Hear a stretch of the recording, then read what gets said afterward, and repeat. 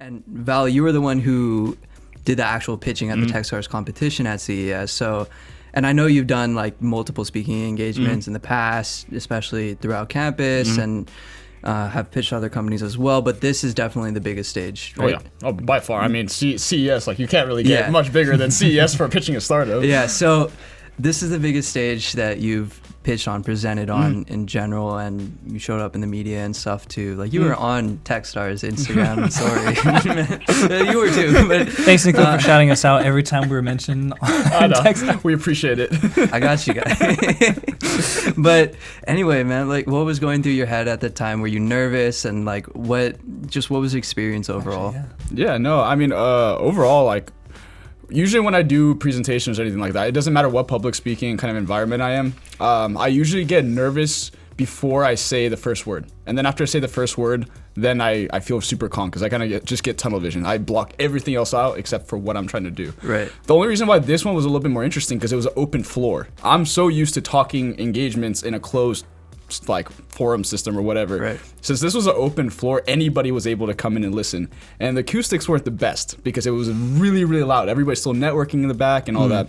So it was interesting. I didn't really get nervous on the extent of who I was presenting to. I didn't really see that as a problem. What the kind of nervousness for me was coming from is can they actually hear the story I'm trying to tell because of the acoustics. The pitch went pretty well. I had a one little flub up, but the only people that would know about it was actually me and Ethan because I showed it to other people. They're like, I didn't hear anything. The only reason why we knew it was because we practiced it so many times before it, and I kind of like tweaked 2 parts around, but it still worked.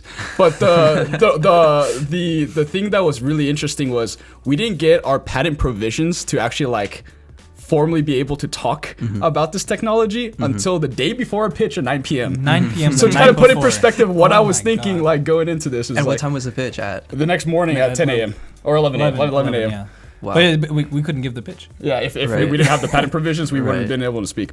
At all. Well, we could have, but I would even make even more grandiose, just kind of bullcrap statements. But we couldn't answer any questions about it. And, exactly, it would have been kind of pointless. I mean, the main point what I was trying to get across with the pitch, it's kind of hard because this technology is so different. Feeling sound, it's like how do you really explain that to somebody unless they've actually experienced it before. Exactly. So what we did during the pitch is I tried to turn it into a experience that most people have tried, especially kind of more at the target audience, because the target audience wasn't necessarily really, really young folks. If it was young individuals, I would not have talked about the original T-Rex in Jurassic Park because a lot of younger people haven't seen the original Jurassic Park. They're used to Jurassic World and all the new stuff. Yeah. Oh, man.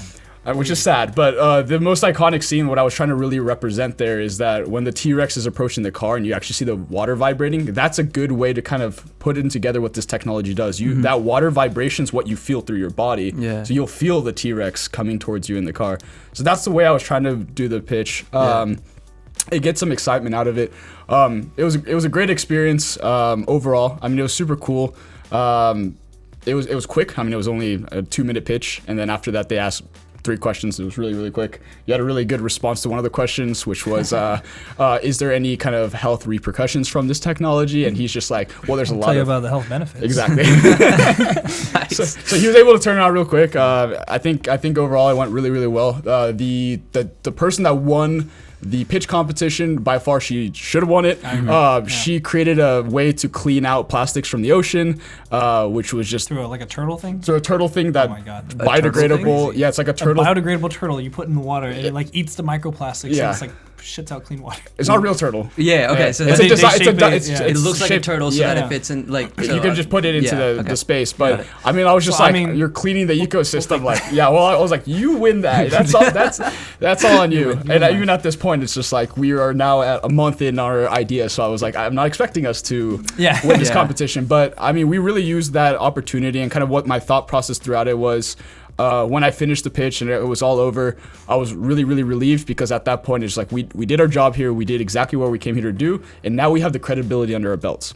Because the biggest thing when you're building a startup, especially young gentlemen as us, coming from university and all this kind of stuff, is you got to build that credibility, especially in an industry that's been around for such a long time. You don't go to just audio heads and just be like, oh yeah, we got this new thing, implement, or go to go to Disney and say, buy this from us. You have to have some credibility on your belt, and I think that by far is the biggest thing that came from this opportunity that I absolutely loved. Yeah.